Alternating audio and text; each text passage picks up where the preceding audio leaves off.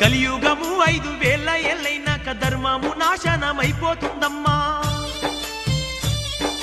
సల్ల కంటే కూడా కళ్ళు గొప్పదంటూ తాగేటి జనులే పెరిగిపోతారమ్మా.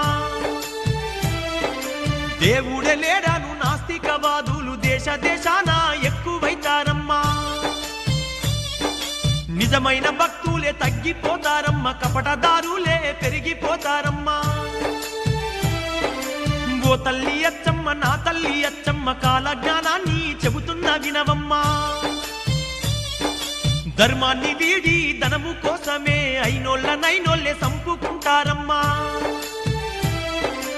అమావాస నాడు ఆకాశములో నిండు సందామామ కనిపిస్తదమ్మా.